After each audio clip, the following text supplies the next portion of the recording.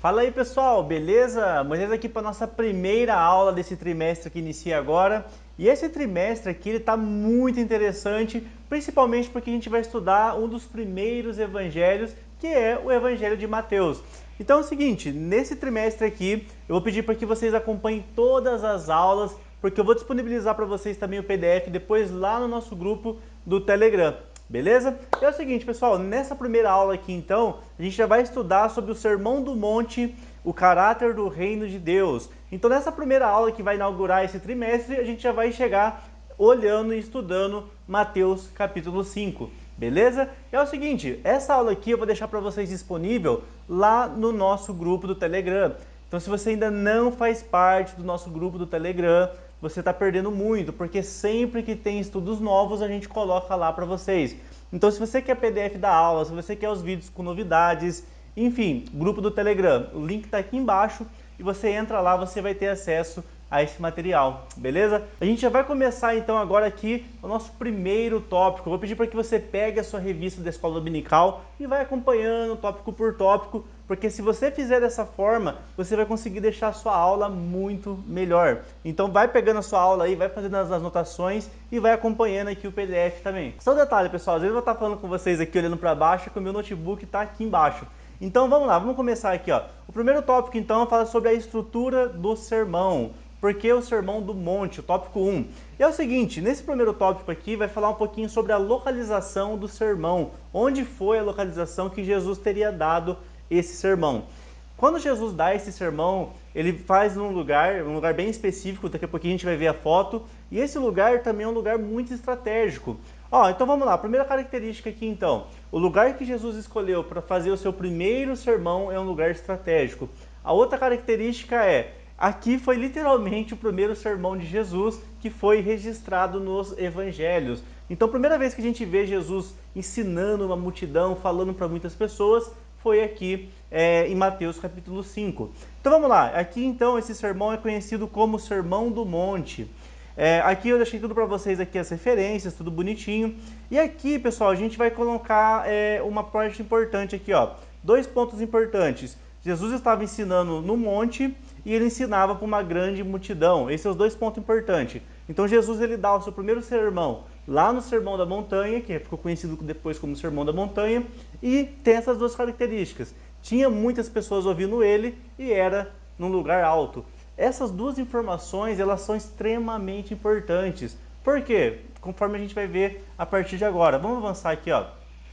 Então, o primeiro ponto aqui. Onde ficava a montanha que Jesus teria dado o primeiro sermão do monte? Aqui eu coloquei para vocês, ó. Existe muita discussão sobre qual seria o local onde aconteceu isso. Então o que acontece? Existe então essa discussão sobre Jesus teria sido num lugar específico, teria sido em outro lugar. Porém, pessoal, a gente tem um bom senso, conforme os estudos vão acontecendo, as pesquisas vão evoluindo, a gente tem um lugar ali meio que pré-definido onde Jesus teria dado o seu primeiro sermão. Esse monte ficou conhecido depois como Monte dos Sermões, né? Então vamos lá, vamos avançar aqui, ó.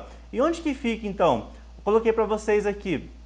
A ideia mais aceita é que ela fica na cidade de Tágra, entre Cafarnaum. Então tinha essas 2 cidades e o Sermão do Monte ali ficou entre elas. A cidade de... até um nome difícil aqui, né? Algumas pessoas já ouviram pronunciar Tagba, outros falam Taghra, mas aqui no caso, pessoal, eu acredito que seja Tagba mesmo, e Cafarnaum. Então, assim, onde Jesus teria ministrado foi exatamente nesse local.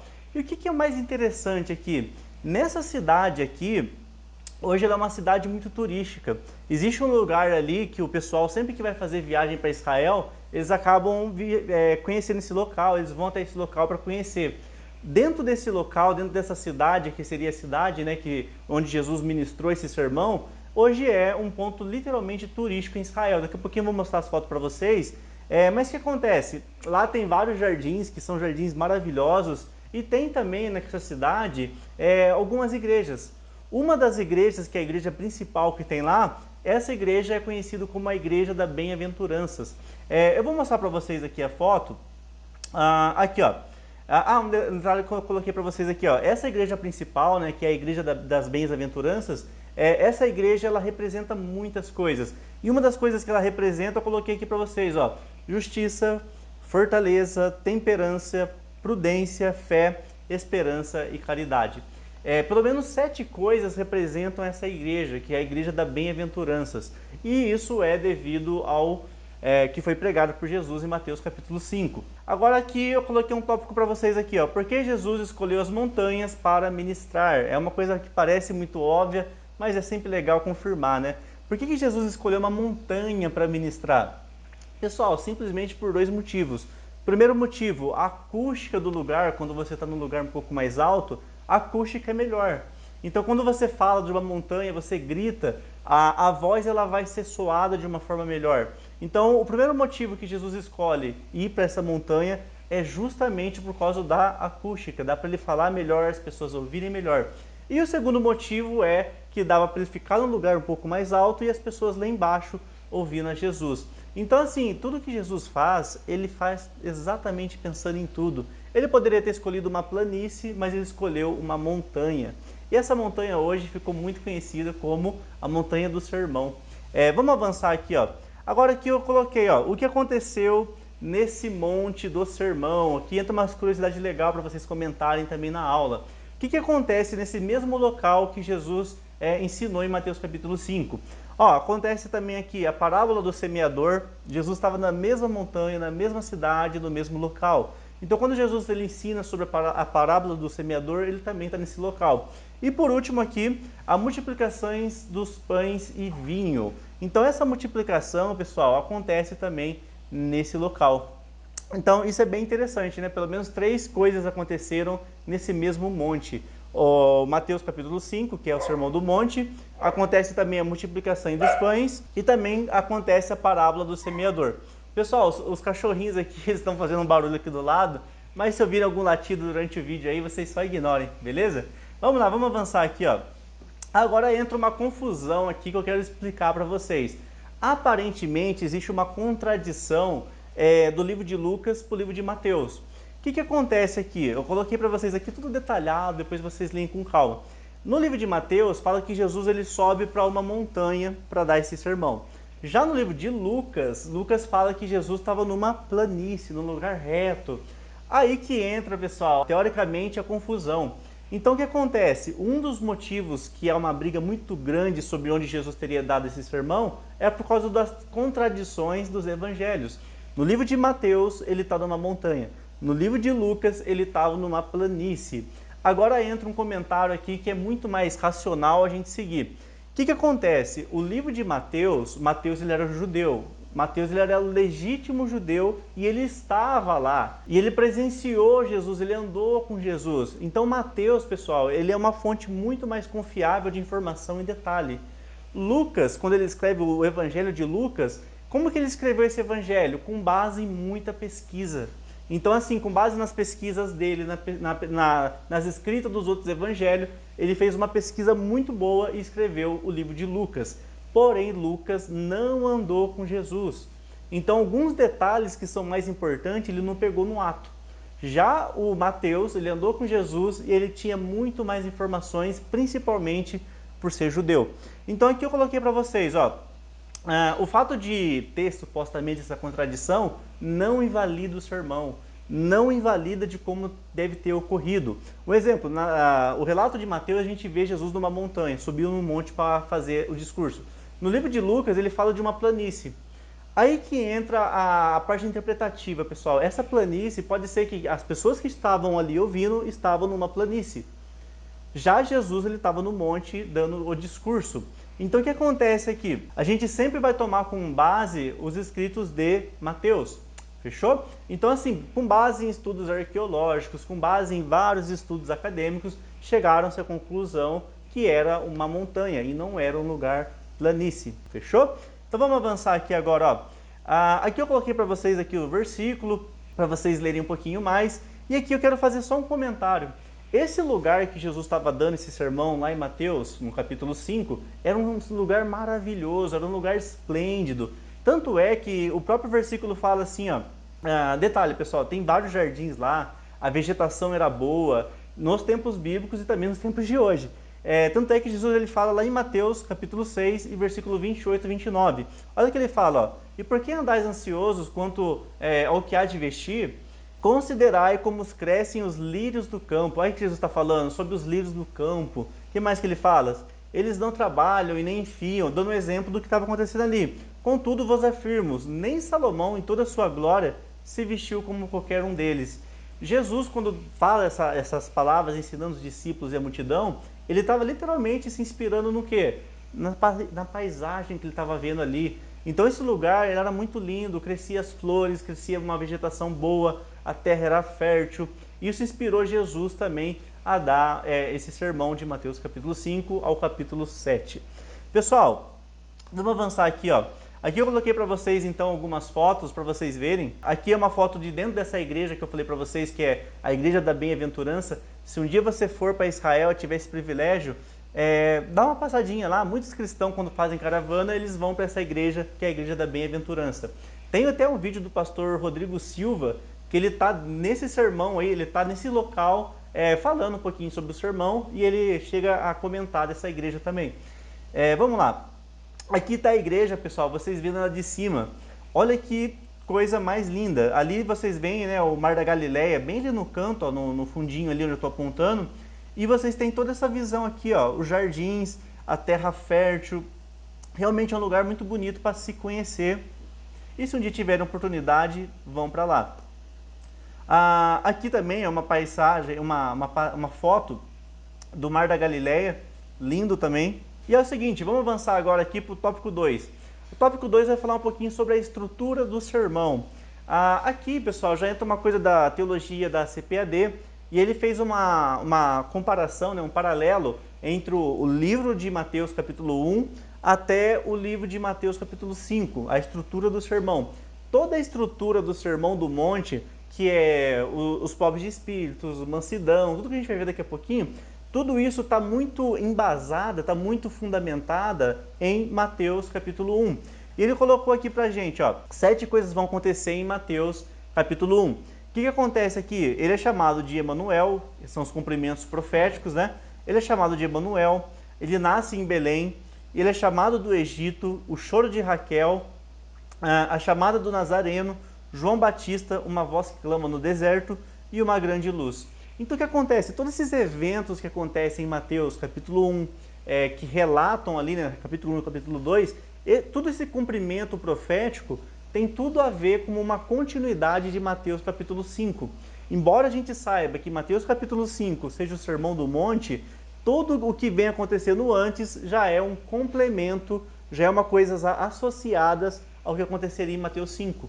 Então capítulo 4, o capítulo 3, o capítulo 2 e o capítulo 1, eles são uma sequência de fatos até o capítulo 7. Aqui eu coloquei para vocês, ó, os 5 discursos, né, que Jesus deu nesse sermão. Ele fala das bem-aventuranças, depois no capítulo 6 ele vai falar sobre sal e luz, o cumprimento da lei, o ato de justiça e a declaração de sabedoria.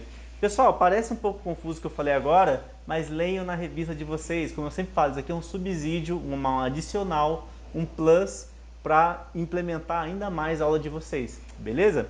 Vamos avançar aqui, ó. Agora o tópico 3, a quem se destina o Sermão do Monte?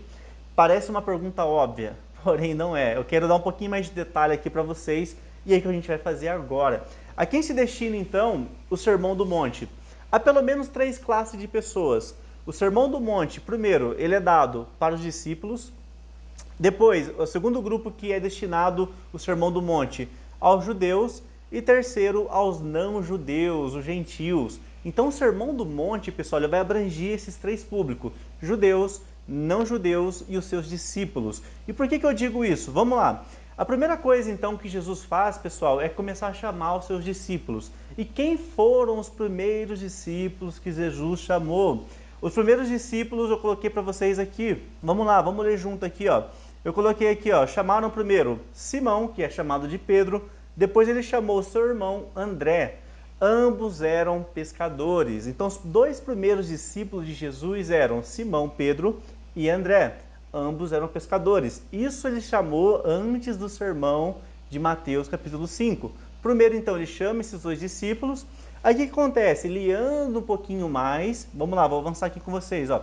Ele anda um pouquinho mais, um pouco mais à frente, e ele encontra mais 2 homens. E quem eram esses homens? Tiago, que é filho de Zebedeu, e o seu irmão, o João, Yohanan, que era o discípulo amado, aquele a quem Deus olha com bondade, né? O nome dele em hebraico, João. Então o que acontece? Primeiro, Jesus chama Pedro e chama o seu irmão André. Depois Jesus vem e chama quem? Tiago e João, que eram ambos filhos de Zebedeu. E ambos também eram pescadores. Olha que legal, pessoal. Jesus chama os 4 discípulos que eram pescadores, e esses 4 discípulos agora vão subir com Jesus para uma cidade. E nessa cidade acontece o quê? O primeiro sermão evangelístico de Jesus, que é Mateus capítulo 5. Aqui eu coloquei um ponto importante.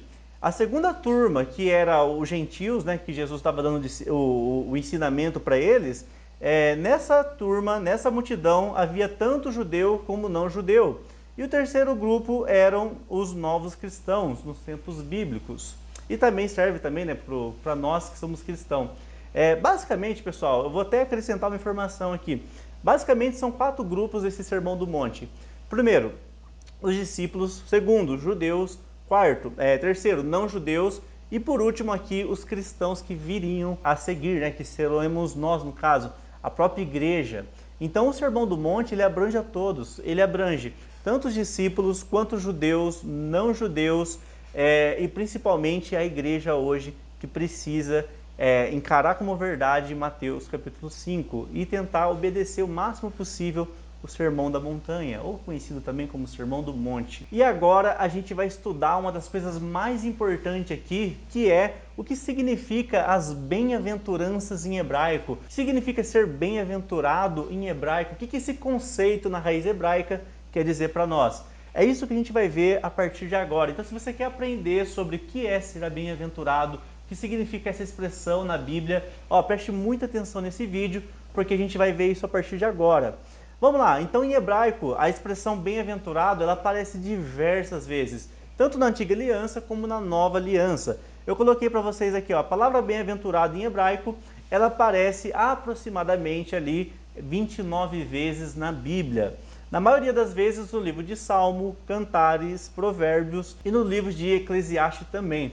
Então, essa expressão bem-aventurado, ela sempre vai estar presente, principalmente nos livros proféticos e também nos livros poéticos. Nos livros históricos aparecem algumas vezes ali, principalmente no livro de Reis, só que menos. Então a gente tem um versículo aqui, bem-aventurado o varão que não anda segundo o conselho dos ímpios, nem se detém ao caminho dos pecadores, nem se assenta à roda dos escarnecedores.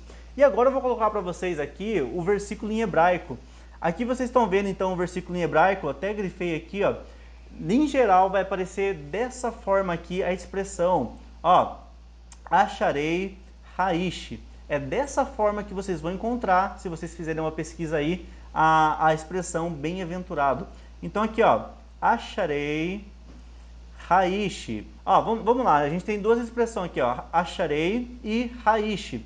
Haish, para quem já estudou com a gente hebraico, significa homem, o homem. E acharei, a gente vai estudar agora, que pode significar também feliz, que pode significar abençoado e várias outras coisas, conforme a gente vai ver agora.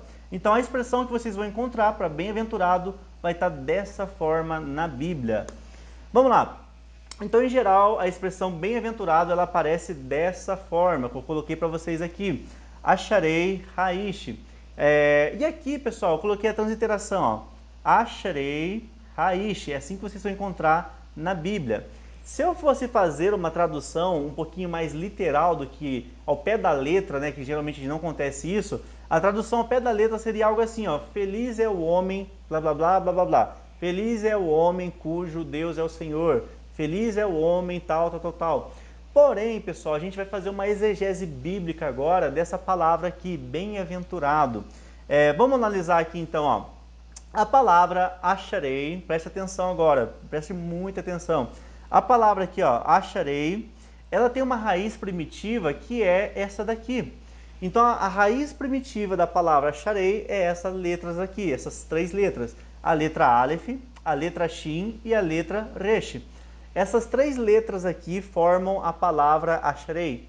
A raiz primitiva de acharei é essas 3 letras, fechou? Primeiro ponto importante.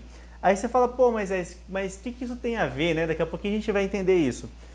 Outra característica legal, pessoal, essas 3 letras aqui, elas formam também o nome do filho de Jacó, que é Aser. Esse Aser vai estar como Asher, né, no hebraico.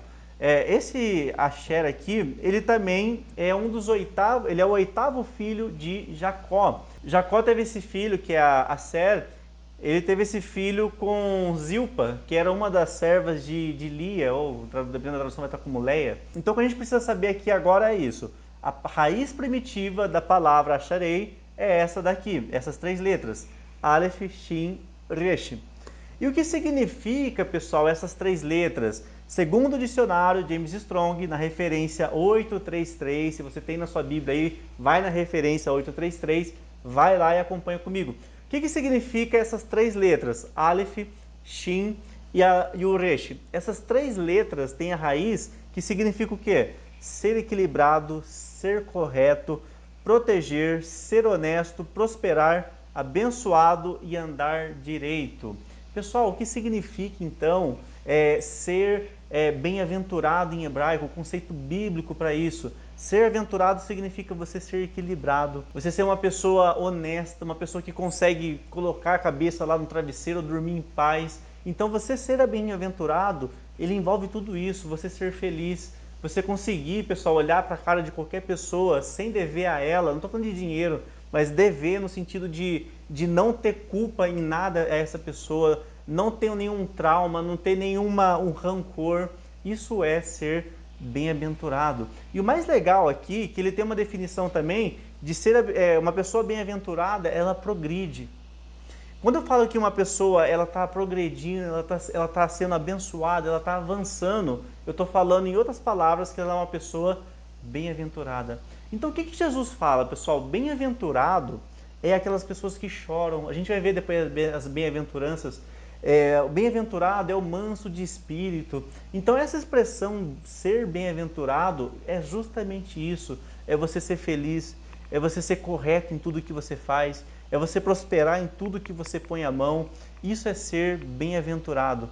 Então quando Jesus ele ensina sobre as bem-aventuranças, ele quer exatamente isso para nós, que sejamos prósperos, que onde a gente colocar a nossa palma da mão, o Senhor prospera, que a gente consiga olhar para outra pessoa face a face, sem que haja um problema, sem que haja um ressentimento. Então, liberar o perdão é ser bem-aventurado. Então, quando você ouvir agora a expressão bem-aventurado, você sabe exatamente o que esse conceito em hebraico quer dizer. E para a gente finalizar esse tópico aqui, pessoal, tem a expressão aqui sobre o que é ser bem-aventurado no conceito grego. Aqui eu não vou fazer uma exegese aqui, porque já está bem detalhado na revista, mas o que é ser bem-aventurado aqui em grego? A expressão em grego que a gente encontra em Mateus, eu coloquei aqui para vocês. A gente vai encontrar aqui como makarioi. Essa expressão significa também feliz, trata-se também de uma qualidade de vida, enfim, significa também exatamente mais ou menos ali do mesmo conceito em hebraico. Aí aqui entra uma coisa bem legal agora no tópico 2, o que é, aqui está falando assim, o reino de Deus e seu caráter. Aí entra uma pergunta, mas o que seria esse reino de Deus? Pessoal, depois eu vou fazer um vídeo explicando um pouquinho o que é o reino de Deus, o que é o reino do homem, o que é o reino dos céus. O pessoal faz uma confusão, né? O reino dos céus é diferente do reino de Deus. Existem essas duas expressões na Bíblia. Depois eu vou fazer um vídeo separado, não é esse, explicando melhor sobre o reino de Deus e a sua justiça, e explicando sobre o reino dos céus e o reino dos homens. Beleza? Depois eu vou fazer um outro vídeo falando sobre isso. Mas aqui está falando sobre o reino de Deus. Aí aqui colocou, na Bíblia o reino de Deus ele é comparado a uma semente, a qual se desenvolve ao longo do tempo, de modo que podemos falar a respeito das coisas presentes. Então o reino de Deus, o comentarista da CPAD, ele tratou dessa forma. Então o reino de Deus é uma coisa que a gente consegue, é uma semente que foi germinada, que já foi plantada, e a gente consegue falar das coisas presentes e das coisas futuras. Essa é chamado de reino de Deus. Aqui, a expressão reino de Deus declara a soberania de Deus no reinado humano que atua em tudo. Beleza? Então o reino de Deus, pessoal, é exatamente isso. Ele envolve tanto o passado como o presente e também o futuro. E é uma soberania de Deus que engloba tudo, o seu poder sobre todas as coisas. Quando a gente fala do reino de Deus, a gente está falando disso, que todo o poder, que toda a glória está sob o controle de Deus. Porque Deus, ele é o dono de todo esse universo e ele consegue exercer a soberania dele sobre todos os homens. Vamos avançar aqui, ó. Aqui eu coloquei para vocês também, né, alguns comentários, porque o reino de Deus, pessoal, ele também vai abranger algumas coisas em relação ao homem. Então, ó, podemos ainda destacar pelo menos 4 conceitos que relatam, né, que se referem a essa expressão do reino de Deus. Então, o reino de Deus, que é o reino do coração, falando que o homem ele tem o poder de controlar o coração. A chegada do reino da salvação, a igreja, a expressão do reino de Deus e toda a criação e a volta do Senhor. Tudo isso está envolvendo o reino. Aqui está falando um pouquinho sobre os súditos do reino de Deus. Quem são os súditos do reino de Deus, pessoal? Essa é fácil, né? Aqui eu coloquei para vocês, ó, a primeira seção do sermão, que é Mateus capítulo 5, ele destaca pelo menos 8 características que formam os caráter dos súditos do reino de Deus. Pessoal, eu vou fazer um vídeo depois falando sobre cada uma das bem-aventuranças. Eu não vou falar de todas agora de forma individual. Eu vou comentar sobre elas, mas depois eu quero falar com vocês sobre todas essas expressões de Mateus capítulo 5. Mas aqui o comentarista falou, o servo de Deus, o súdito do reino, ele tem pelo menos 8 características. E quais são essas 8 características? Primeiro, ele é quebrantado, tem o quebrantamento, ele chora, mansidão, retidão, justiça, misericórdia, a pureza, a pacificação e a perseguição por causa dos valores do reino. Então coloquei para vocês aqui, ó. Então pelo menos 8 características formam o caráter daqueles que são súditos de Deus. E as 8 características dessas pessoas são exatamente essas que a gente acabou de estudar. Ele tem o quebrantamento, ele chora, ele anda numa retidão, ele anda em paz, ele tem misericórdia, ele também tem pureza. Pessoal, hoje pureza é uma coisa muito difícil. E ele é pacífico. Pacífico é uma coisa muito difícil também. E por último, ele é perseguido por causa dos valores do reino de Deus. Pessoal, depois eu quero fazer um vídeo explicando cada um desses aspectos aqui de Mateus capítulo 5. Porque cada uma dessas expressões tem um detalhe muito maravilhoso e é isso que eu quero falar com vocês nos próximos vídeos. Pessoal, vamos avançar aqui, ó. Agora aqui a gente vai entrar no nosso terceiro e último tópico. Detalhe, a senha para abrir esse PDF, eu não falei no começo do vídeo, a senha para abrir esse PDF aqui que eu vou mandar lá no grupo do Telegram para vocês, a senha é Sermão do Monte, ó, colocando aqui embaixo para vocês, ó, Sermão do Monte, sem acento, pessoal, sem acento, tudo minúsculo, não tem acento, não tem, enfim, tudo minúsculo, igual tá aqui, ó, Sermão do Monte, fechou? Moisés, qual que é a senha para abrir o arquivo? Sermão do Monte. E não compartilhem essa senha, pessoal, lá no grupo Telegram. Porque, nossa, é até complicado, né? Um parênteses enorme aqui. Geralmente o pessoal entra no grupo Telegram e fica lá, Moisés, o arquivo não abre. Cara, tem senha. Para você abrir o arquivo, você tem que ter uma senha. Aí alguns falam, pô, Moisés, eu quero só o arquivo e não quero ver a aula. Cara, não é nesse grupo que você vai conseguir isso. Se você quer só arquivo, entra nos grupos de biblioteca teológica, tem um monte no Telegram aí, no WhatsApp. Entra nesses grupos, pega os arquivinhos lá e vocês leem. Aqui no nosso canal é vídeo mais PDF, beleza? Ah, gostei do PDF, mas não quero te ouvir, não aguento te ouvir. Cara, problema. Beleza? Então assim, pega o PDF desse vídeo, mas primeiro assiste o vídeo.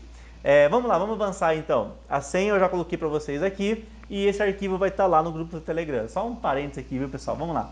Aqui no terceiro tópico vai falar sobre as beatitudes na vida dos salvos. Vamos lá, né? O que é beatitude? Né? Uma expressão nem é muito usada, nem sempre comentarista pôs aqui, mas vamos entender o que significa isso. A beatitude, eu coloquei aqui o pensamento comum sobre o que é, depois eu coloquei o pensamento filosófico, teológico sobre o que é isso. Vamos lá, o que é o pensamento comum sobre o que é beatitude? Ele é o estado constante de satisfação, felicidade plena, a expressão da tranquilidade. Então, se você pegar um dicionário e procurar sobre a beatitude, é exatamente isso. Você está num estado de satisfação, de felicidade plena, a expressão da tranquilidade. Agora eu já coloquei aqui no pensamento bíblico e religioso, que é o nosso. O que é beatitude segundo a Bíblia para nós? É o estado de plenitude e de felicidade profunda, experienciada pela presença de Deus na vida eterna. Então quando a gente fala, né, o cara está na beatitude, né? No sentido bíblico, está falando que a pessoa está num estado pleno de satisfação, ele está num estado ali que só o Espírito Santo pode proporcionar a ela. Isso é beatitude. Eu coloquei aqui, já no pensamento filosófico, o que significa? É a condição permanente de satisfação perfeita, que só pode ser alcançada por pessoas sábias. Essa é a definição filosófica sobre beatitude. Aqui eu estou dando só um norte para vocês entenderem esse conceito. Se tratando ainda sobre o reino de Deus, pessoal, a gente tem aqui algumas características aqui dessas pessoas que vivem, né? Que desfrutam dessa beatitude. E quais são esses benefícios? Como que elas conseguem? Quais são as características dessas pessoas que estão nesse estado pleno, que estão nesse estado de paz e amor? Essas pessoas que desfrutam da beatitude, elas têm algumas características. E quais são elas? São pessoas humildes, ela exerce a mansidão, ela exerce a retidão, a misericórdia, a pureza, a pacificação e disposição para perdoar. Essas são as características de pessoas que exercem a beatitude. Pessoal, vamos avançar aqui agora para o nosso último tópico aqui. A prova que os cristãos são bem-aventurados. Pessoal, não precisa nem aprovar, né? A gente sabe que a gente que vive com Cristo, a gente somos bem-aventurados. A gente busca alcançar essa bem-aventurança todos os dias da nossa vida. E um dos versículos que tem aqui é Gálatas 12, depois vocês dão uma lida, Gálatas capítulo 2 e versículo 20. É bem legal, depois vocês dêem uma lida. Aqui também tem Filipenses 3. Então, a prova que a gente é bem-aventurado é exatamente o fato da gente estar em constante melhoria todos os dias. E principalmente não querer se afastar da presença de Deus. Essa é a maior prova que somos bem-aventurados. A prova maior, a prova cabal é justamente essa, pessoal. A gente não querer afastar da presença de Deus. A gente pode errar todos os dias, pecar todos os dias, só que a gente não quer, de maneira alguma, se afastar da presença de Deus. Por algum motivo ou outro, a gente acaba errando, pecando, e logo a gente reconhece que fez isso e a gente faz o quê? Pede perdão a Deus. Pessoal, todos os dias o pecado vem, como diz o Tales, né? Todo dia o pecado vem e chama. Quando eu resolvo atender a esse pecado, a atitude que eu tenho que ter posterior a essa é como Davi faz em Salmo 51. Ele pede a misericórdia de Deus para que ele se volte à presença de Deus. E é o seguinte, pessoal, essa aqui então foi a nossa aula, a nossa primeira aula. A gente vai ter todas as aulas aqui dando tudo certo, eu não prometo nada, mas eu vou tentar fazer todas as aulas aqui. E se você ainda não se inscreveu no canal, pessoal, o algoritmo mudou demais, o algoritmo aqui no YouTube. Ele só está recomendando para quem dá like. Então, nossa, senta o dedo aí no like, pessoal, dá mó trabalho fazer esses vídeos. Então, se vocês querem mais vídeos como esse, clica aqui no botão do like, se inscreva no canal, porque toda vez que a gente lançar um vídeo novo, vocês vão ser notificados e vocês vão poder aí receber as aulas em PDF e também em vídeo. Beleza? Então é isso aí, pessoal. A gente se encontra no próximo vídeo. Se inscreva no canal, ative o sininho, faça todas aquelas coisas que tem que fazer. E a gente se encontra aí nos próximos vídeos. Só um recado rapidão aqui antes de a gente finalizar esse vídeo, pessoal. Seguinte, a gente lançou também, a gente vai lançar ainda nosso curso de professores da escola dominical. Vou deixar o link para você aqui também. Não sei em qual época você está vendo esse vídeo, mas a gente está finalizando as últimas aulas do curso. Porém, já dá para adquirir o curso. Clique aqui embaixo e faça a sua inscrição lá no curso Mestres da EBD, para você aprender a dar aula melhor, para você aprender a montar PDF. Enfim, nessa aula você vai aprender tudo. E é isso aí, pessoal. A gente se encontra aí nos próximos vídeos. Até mais e tchau, tchau.